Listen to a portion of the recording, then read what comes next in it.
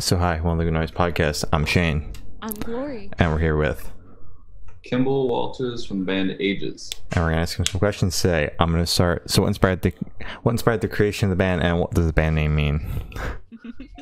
Okay. Well, Aeges, we just thought it sounded cool and it looked cool on paper. But the way that our spelling was standard in the beginning, it was just Ages. But then, long story short, we got a threat of a cease and desist on a band that had the acronym Aeges. Mm-hmm. And so our bass player Tony came in and was like, oh, here's the AE symbol, just put that in there, and it looked cooler. It's been a little bit of a nightmare for people pronouncing the band name, because I mean, see, there it is. It's like that's cool. Yeah, it looks cooler. Yeah, it looks cooler. So that's how the band name came about. It doesn't really mean anything, we just thought it sounded good. And then the style and all that kind of stuff was just we wanted something to kind of base the band around. It was basically three bands that we love, which was Quicksand, this band Handsome, and Queens of Stone Age. And so we're just trying to figure out how to write kind of similar tunes to them, just to kind of give us a start. And then from there it evolved into, a couple records later, we feel like we've found our own way, Yeah, so that was our stepping stone. Yeah, that's sick. Solid, all right. Yeah. So congratulations on your two newest releases, DRØMMEN and Colors. How do you feel the response to the two so far? Well, we just released Colors, and I think it is going pretty well. The crazy thing about releasing something during a pandemic is that you rely heavily on, social and people sharing it and stuff like that. Yeah. And so we're trickling down the social machine, I would love it to go faster and bigger, but everyone that's sharing it and hearing it seems to really dig it and kind of feels that it's a new, fresh take of us by us, which is always what we like to hear. You got to keep moving forward. You don't necessarily want to change too much, but you want to keep evolving to keep your fans excited. So I feel that Colors is doing well.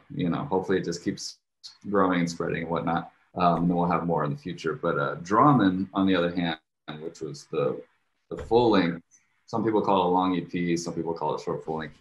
Yeah. It's in a sleeve. You can buy it. I call it a record. So that came out like January 24th, 2020, and we had a bunch of stuff lined up. We had Shipwrecked, which was that rock cruise that started at the end of January. And then all of February, we went out with our buddies, Crowbot. And basically, when we were on tour on Shipwrecked is when the coronavirus was kind of starting to come up here and there and become an actual topic of concern. And then when it hit, we ended on that Crowbot run. And then that was basically the end of that record cycle. As far as the way that we were used to promoting something. We had a bunch of stuff lined up, and just like everyone else in the business, you can't really get upset or too sad because you're not the only one it's happening to. The world kind of put itself on pause. And so the reception on that record has been great, but the promotions that we got to do were very poor, unfortunately.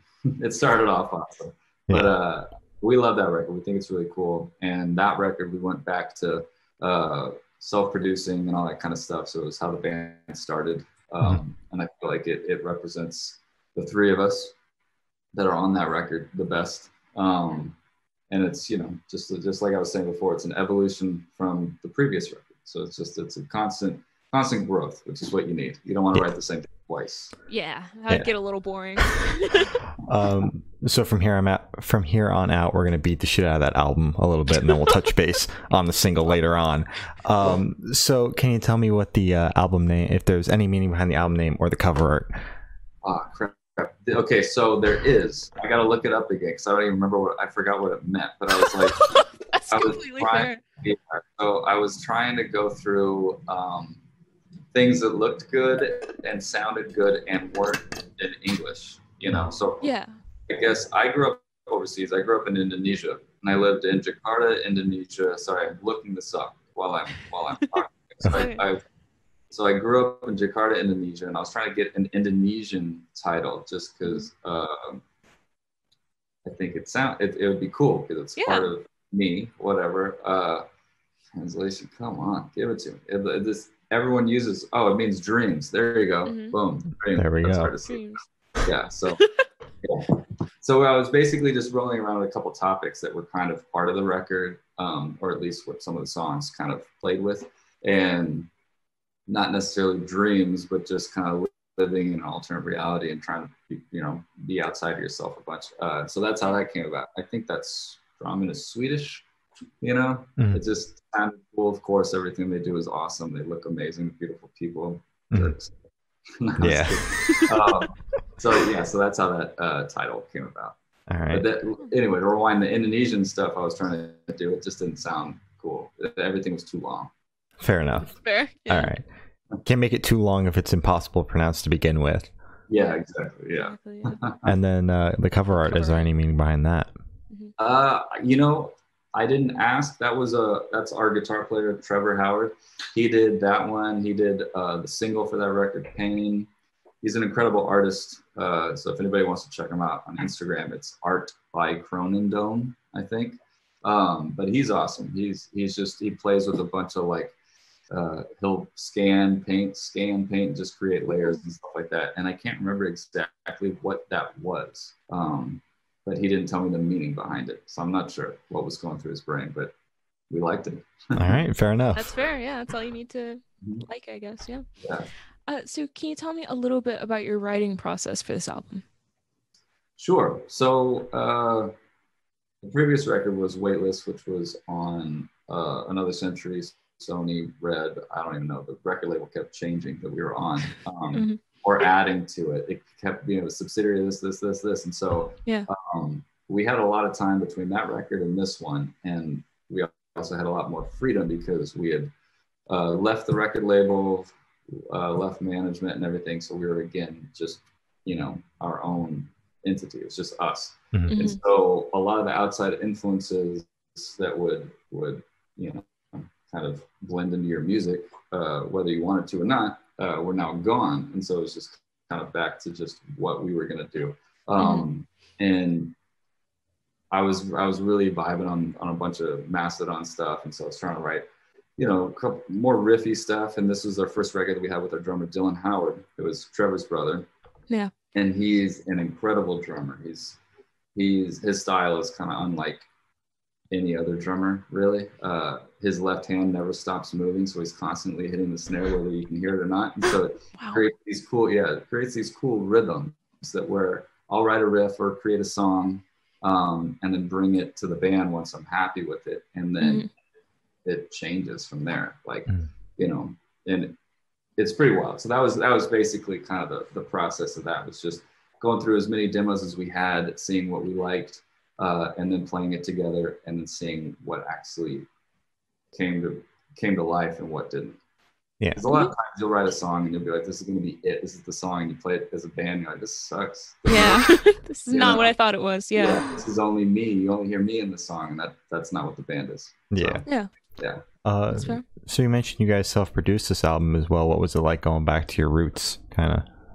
It was great. And it was awesome because, like I said, you don't really have any outside influences. And one thing I feel like when we did Weightless, as much as we all love that record, the one thing we lost a little bit was the extended length of songs. Like, we end up writing kind of poppy, heavy songs, with a lot of hooks and stuff like that. But sometimes they're over 4.5 minutes, 5 minutes, or something like that, because we like to go long on our riffs. Yeah.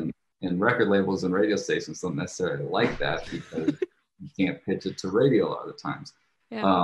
But our fans liked it. And so we got to go back to that kind of stuff and just do whatever we wanted to do, at least experiment in the studio without having external voices telling you that you're doing it wrong. Because whenever somebody says you're doing something wrong in the music industry, then that's 100% they're wrong. There's no, you know what I mean? Exactly.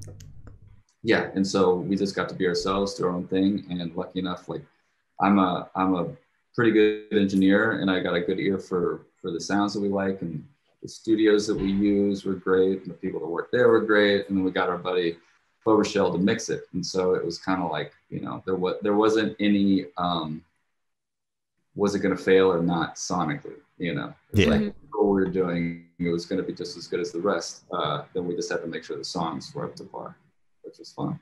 I love that. Yeah, it's great. So I want you to pick your favorite lyric from this album and tell us the meaning behind it. Oh man, you're talking to the guy that forgets his own lyrics on stage. So that's a tough one. Here, you saw. Now I'm gonna have to pull up my lyrics. Yeah. So no shame in that. No, yeah, right. So I would say probably the song "Dream State" would be one that I mean. There's a lot of actually. Crap, you guys really put me on the spot with this one. This one puts a lot of people on the spot. Like. Yeah, there's always a bunch of different lines that I like. This song called "Drink the Water," which I scream, "My faith is come undone" over and over and over in the chorus. And I had to tell my mom, you know, it's not a religious thing. Don't be upset. I'm not talking about religion, but you know, people can take it however they want. But I think basically this record was all about kind of my angst with our current situation with the music industry, with everything. But here, let me see. Actually, Blind and Dream has got some pretty good ones. So you put me on a spot. Now I got to find something. Do you usually have to give your mom like disclaimers about songs? Like, okay, this isn't what it means. Well, no, not necessarily. Sometimes. I mean, when I was a kid, I would write. Not a kid, but like, you know, my first bands, like when I was like 20 years old, I would write songs, and they'd be like, you know, really gushy or like kind of sexual in a stupid way. It was like rock and like, you know, for that, I'd kind of have to say like, sorry, Mom. You're hiding those tapes from her. Like I'm trying to be cool in my band. I don't know. Yeah, you're showing off. It's fine. I guess this is kind of cool. I mean, this is just the chorus for Dream State. It's just, don't wait for me, I need to breathe. I'm all alone, how it should be. Don't wait for me, just leave me be all alone. Which is basically kind of describing, I feel like, a lot of people's feelings when they're trying to push for something and you're constantly being let down, but it's not necessarily you that's failing. It happens so often that you end up thinking it's something with you, but it's a lot of times can be your surroundings or what you're letting yourself be connected to that's influencing you and being a toxin, basically.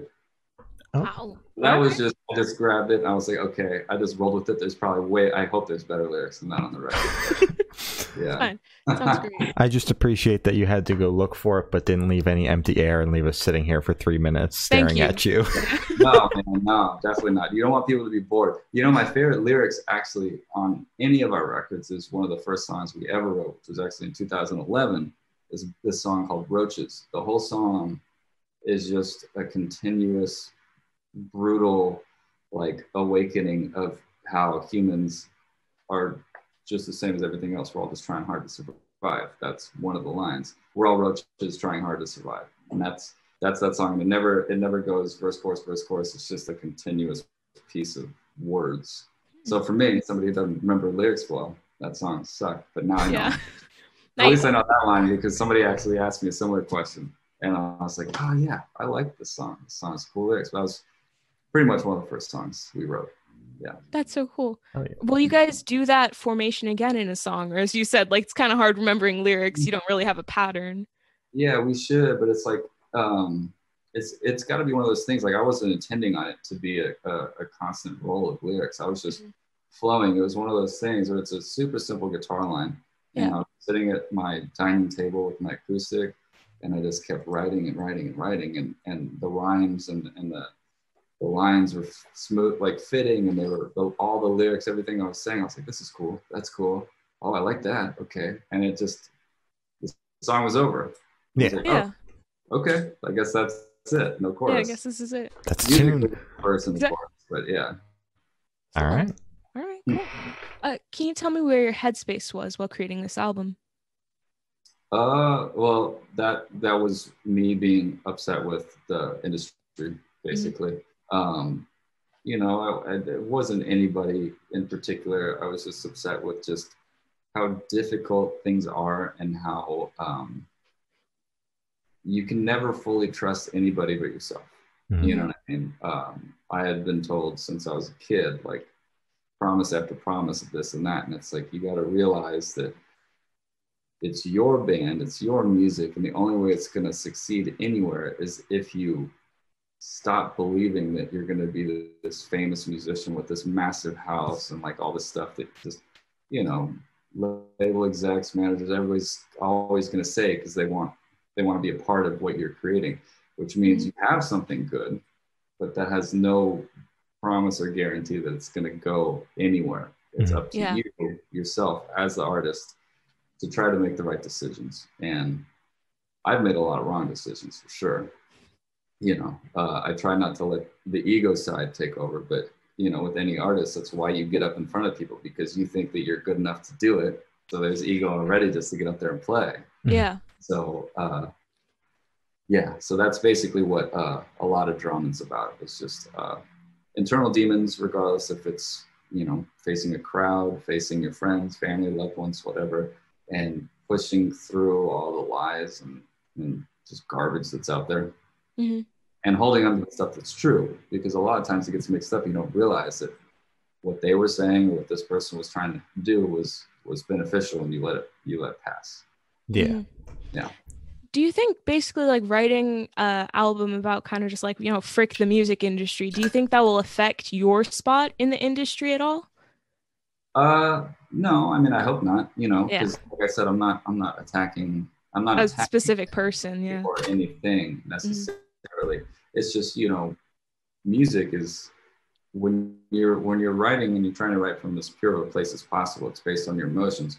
And like I said, I just, you know, we had all been working so hard to see something that we had been building, not necessarily moving. And, you know, it wasn't necessarily the industry itself. It wasn't, you know, anybody that necessarily worked with us in particular or directly. It was just a culmination of a life's work up until now, and all the stuff that had, like the song Room Full of Mirrors that we have on there. That's actually my favorite line of the record, just because it's one of those things where you're surrounded by mirrors and you don't know which way is out. And you can point at yourself and say, you're doing a great job, but then you look around and there's a million of them saying it. Which one is actually, which is the real one, and which ones are lies? You know what I mean? Okay. And when they come this way, they're all saying it. And you're like, okay, which one's leading me into the wave and which one's taking me away from the wave? You know? Wow. Yeah. So I guess like that's what it is. Yeah. Okay. That's a very cool concept. Just a way to explain it to people. That's cool. That's really cool. So what band or artist influence do you think you can hear the most on this record? You know, I'm not really sure. I would say, I guess that would be a question that I would ask you. Because I always, that's the thing, is whenever you ask a band, like, oh, what do you guys sound like? The band is always going to describe it differently than the listener. But like I was saying, I was listening to a bunch of Mastodon, just because I love we have this new drummer now, Dylan, that can do all of those syncopation and crazy like fills and stuff like that. And so we can do even more guitar work, or less, depending on how crazy we want it to go. And so it was more so like, okay, what are we as a band able to do now, and where can we take it? And then I've always been influenced by the same things. Like the Cardigans is one of my favorite bands. We sound nothing like them, but the melodies and like song structure and stuff like that has always inspired me and been a big influence on me. But I do think Mastodon, I was listening to a lot of Intronaut too. We don't sound anything like Intronaut, but you know, anything with big riffs. Mutoid Man, was listening to a bunch of Mutoid Man. Yeah. All right. Solid. All right. Yeah. And all the old schools like Quicksand, Handsome, all that stuff. Yeah. What would you guys? Did you guys hear anything that I'm not even saying? No, because every single band that you listed off is bands I've never heard of. Exactly, yeah. I'm like, okay, well, I think I've heard of Quicksand before, only because of interviews. Somebody mentioned them. I was like, oh, that's a cool name, but I don't think I've ever listened to them before. Yeah. Definitely check them out. Out of all of them, definitely check them out. They're all good, like I said, but Quicksand was basically the reason I started playing the way that I play. The singer, Walter Schreifels, I think anything he does is awesome, but Quicksand's the best. All right. That's awesome. Cool. So this one should be super, super fast. Off the top of your head, I want you to describe this album for new listeners in 3 words. Okay. Energetic, powerful, and catchy. Catchy. All right. Solid. I like that. So in that same train of thought, is there a certain feeling you want your listeners to have while going through the record? Sure. I mean, I don't necessarily want to tell them how they should feel when listening to our music, because there's always that thing of like, I describe my lyrics to you, and then all of a sudden it ruins what it meant to you. You know what I mean? Mm-hmm. So I like with our tunes is, especially this DRØMMEN is not as long as our previous records, and it's pretty fast and heavy. Mm-hmm. Not necessarily tempo wise, but just like changes and stuff like that. And so I think it's a good workout record. I've heard that. Yeah, I can see that. Work out too much, but people, a lot of my friends have been like, I'm in the gym doing drums, just getting me through it. So I think it'd be cool for like working out or running or, you know, sports. Okay. Oh, I might have to try that. The sports record. Yeah. It's like an elliptical of music, you know. It's like up and downs. Yeah. Mm-hmm. Has everything you need. Past that, it's going to slow down a little bit and then take you over that at the very end. Mm-hmm. Oh my god. Yeah. All right, I got to try that then. I got to see if that's what I'm missing. Yeah, please do. Of course, yeah. So as we mentioned before, you guys recently dropped a new single, Colors. Is it leading up to anything bigger? Another album possibly? Is it too soon for that? Maybe an EP or just a collection of singles? What are we talking about here? That all depends. Basically, we have 8 songs done, and more in the bag that aren't fully mixed or ready to go, but they're pretty much there, So we're trying to figure out where the world is going and what we're able to do. And so if we're allowed to, obviously things are opening up, so bands are slowly being allowed to tour, but all of a sudden you have a year and a half of no bands being able to tour, then you open it up and everyone goes, And so the ability to get on a decent tour or to get into a decent venue and stuff like that is a little bit trickier immediately. So we've kind of said, if an opportunity rises and somebody asks us to go on tour with them this year, we will say yes, but we're not actively looking for tours because we don't want to be that 500 names, some big name. 500 band bill, yeah. I don't think that we'd be one of the bigger bands on that list, And so just to give everyone peace of mind, our booking agent and everything, it's like, don't stress on it. But if somebody offers something, we will gladly do it. Yeah. So that in mind, we're probably looking at singles. We've never really done single after single, which I know is a big thing right now with artists of all genres. So we might give that a shot and see how it goes. So maybe in like a month and a half, we'll have another one. Because the thing is with all these songs, Colors is one of the shortest songs we've written, at least in a very long time. And then we have one of the longest or the longest song we've ever written, Ready. And then we have one of the heaviest songs we've written, Ready. Yeah. But I just got back from mastering. It's like a very poppy kind of like, for us would be like a ballad-ish type thing, Ready. So it's like trying to figure out what's the best to shoot for next. Should it be heavier? Should it be faster, slower, So that's really what we're going to go. I think we're going to do singles and then maybe an EP. Okay. I'm so curious. How long is the longest song? So we don't go like November Rain, but we do, I think it's like 7.5 minutes. Okay. Yeah, that's still doable. Yeah, it's not super long. It's not like that No Effect. You guys know that band No Effects? Mm-hmm. Okay, yeah. Yep. So they have, what is it? Is it The Decline? Anyway, one of their records is like 35 minutes and it's one song. Oh, Jesus. Sounds like Car Seat Headrest, where it's like a 35-minute song. Yeah. It's just, there's no end. It's pretty awesome though. Like to be able to do that, you guys should check that out if you haven't heard it. I think that's what it's called. but it's just 35 minutes, and the whole way is just awesome. It just rips. It's good. It doesn't slow down. Yeah. It does. Yeah, it cruises. Right. But yeah, so 7.5 minutes. But the thing is that song too is kind of chill in itself, like this big riff, but it's not like this fast, crazy song. Like it's got, big chorus, like a chorus. And so that would be one, if we took it to a record label, they'd be like, okay, you need to make this into 2 minutes. Yeah. I've tried so many times. I've cut it down and cut it down and cut it down. I'm just like, okay, now I'm losing sections of my song. Exactly. Still too long. Yeah. I think my favorite part about interviewing like independent unsigned bands is when you go, what's up next? And they go, well, we got 700 songs in the bag and we're just, waiting for the right time to release them. Don't know what's going to happen. Whereas like these bands that are signed, they're like, well, we just put this out. We're waiting for the green light for the next record, a couple years in between. So I always just think that's hilarious. So where do you see the band in the next 5 years? Probably kind of where we're at now. I mean, hopefully much bigger, and moving forward, but doing the exact same thing, making records, put them out. If touring's open, touring as much as we can. I mean, I hope in 5 years touring is completely open. But there's a lot of different things that we'd like to try, but I think we're not going to try to sway the boat too much and just keep progressing as the band, and doing as much as we can, really. So in 5 years, I'd say maybe 3 more records. Sounds doable. Yeah, that sounds pretty good. Yeah. All right. So for the last couple of questions, we're actually going to shift away from music, if that's okay with you. Sure. Sick. So we're going to go straight to death row. Boom. So if you're on death row, what would your last meal be with a drink? Okay, I thought you were going to say Death Row Records. I was like, everybody thinks that. And I'm like, no, guys, it's just I death think row. it's the way you say it, Death Row. Death row. Yeah, it's just, I don't know why. Maybe I'll switch it up one time.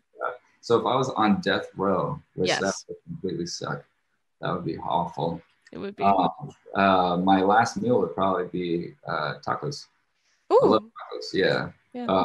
I'm vegan, so it'd be vegan tacos, but I would probably do none of the fake meats or anything like that, just beans, rice, lettuce. Has to be the ripest of avocados. Of course, yeah. Really good heirloom tomatoes. Mm-hmm. And then the hottest sauce of all time. I'm a super hot sauce guy.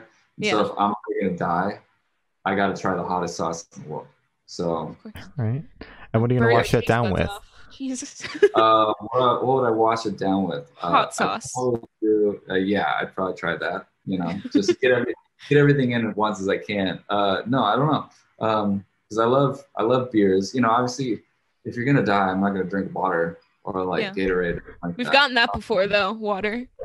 No, I'm not gonna do water. Yeah, somebody's like, I'll drink liquid death. It's like, well, that's just water. But you're going to the gas chamber or whatever it is. And sure. Or death. I don't know what they do now. Injection. But it would be either like a really old Scotch, like one of the oldest Ardbegs I can get, or just a local beer. From the freshest local beer that they had at the prison. Which might not be that fresh or that local. Yeah. It might be made in one of the cellmates' toilets. Oh God. That's rank.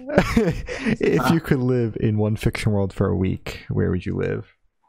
One fictional world? Yes. Mm-hmm. Like from like a Marvel comic kind of thing, or sure, yeah. Okay, so that stuff from Marvel very well, or like any of this. What would be a good one? I mean, Cat in the Hat, like whatever that world is, it seems crazy. It looks like you're tripping on acid. Exactly, yeah. That would be interesting. Mm-hmm. Alice in Wonderland, that's what it is, right? Yeah. That'd be cool. I wouldn't want to like see the bad parts of it. Yeah. I'd like to only the good, positive, weird things would be awesome. Keep the good vibes going. Exactly. Stay on the good side. Yeah. So I have the honor of asking the last question. Every single person we've spoken to has actually said it is the most important question. All right. What is your favorite color? Oh man, I think it depends on what it's on. I love a burnt orange. I think tan for a car, like an old vintage. I'm obsessed with old vintage Bentleys. I want one. you know, and I guess now they're pretty cheap because they don't work very well. But Oh, well. yeah, tan cream vintage Bentley is the coolest thing I've ever seen. I'm looking around the studio. I don't love red, I'll tell you that, but I have a couple of red guitars. Oh, I don't love red. Yeah, I don't know. Gold is tight. gold's pretty good. Looking at my pedals, yeah, I think burnt orange. I like a burnt orange. You know, Yeah. that's pretty cool. Taste. It's a very good color. Solid color. Yeah. So as Glory said, that's all the questions we have today. Is there anything that you would like to plug? Nah, I mean, just if people like what they hear, check out the record, DRØMMEN, check out Colors. I almost forgot what the song was called. Check out Colors and you know, spread it because like I said, we rely on our fans and friends and stuff like that to help us get the music out there. Support local bands, support any band, especially in this crazy time. Everyone's trying to figure out the next steps. So we can be found at aegesband.com, which is AEGES band.com, and on Bandcamp at aeges.band.com, which is AEGES.band.com. Yeah. All right. And that has everything on. So, yeah. Awesome. Awesome. Well, thank you for staying with us. It's been Kemble Walters from Aeges and We're the Good Noise podcast.